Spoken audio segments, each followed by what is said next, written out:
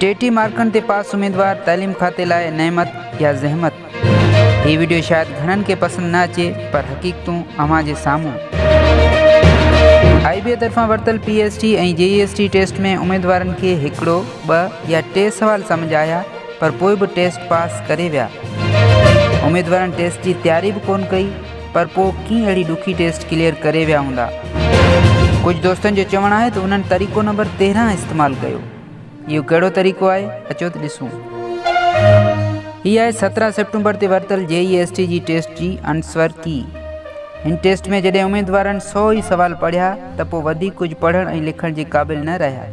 बकौल साईं सरदार शाह जे सवाल घुमाए ॾिना आहिनि। असां वटि जेका हले थी उहा रटे वारी पढ़ाई हले थी, इनखे चइबो आहे रॉट लर्निंग। हिननि सवाल थोड़ा ॿिए अंदाज़ में ॾिनासीं जिनखे शागिर्द मथो घुमी वियो, सम्झ में ॻाल्हि न आई। पर पोइ बि फ़र्ज़ करियो कि उम्मीदवार खे हिकु सवाल त समझ आयो हूंदो। मिसाल तौरु सवाल नंबर पहिरियों जेको इन हल कयो, उनखां पोइ इनखे ॻाल्हि समझ में न पे आई त कहिड़ो ऑप्शन सही आहे ऐं कंहिंखे टिक करियां, जॾहिं त अञा बि 99 सवाल रहियल हुआ।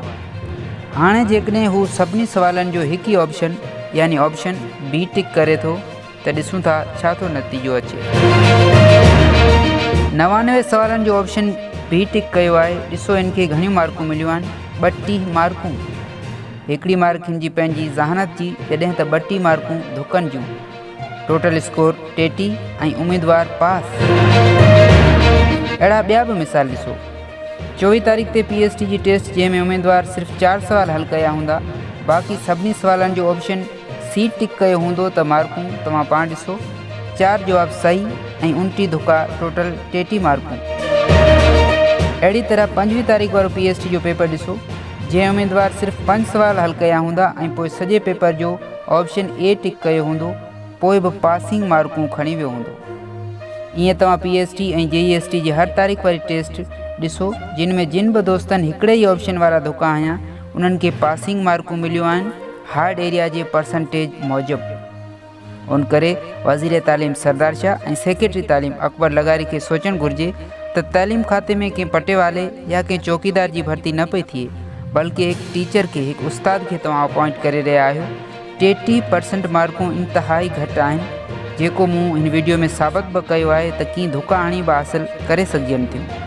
अहिड़ा जुगाड़ी उस्ताद तालीम में कहिड़ी तब्दीली आणींदा, सो बि उन्हनि इलाइक़नि में जिन खे अॻे ई हार्ड एरिया करार ॾिनो वियो आहे ऐं जिते तालीम जो मयार ऐं सहूलियतूं ॿियनि इलाइक़नि जी भेट में घटि आहिनि। बकौल सरदार शाह जे त असांखे क़ाबिल ऐं पढ़िया लिखिया उस्ताद खपनि। असांखे पढ़िया लिखिया क़ाबिल उस्ताद खपनि पंहिंजे सिस्टम में। पर 33% ते पास इहे जुगाड़ी उस्ताद कंहिं बि हवाले सां क़ाबिल नथा थी सघनि। असांजो मुतालबो इहो आहे त ओवरऑल समूरी सिंध जे उम्मीदवारनि खे 45% जे न त 50% ते पास करे टॉप टू बॉटम सीटूं फिल कयूं वञनि। हार्ड एरिया ऐं छोकिरियुनि खे जेकॾहिं तव्हांखे रिआयत ॾियणी बि आहे त 5 मार्कनि जी रिआयत ॾियो।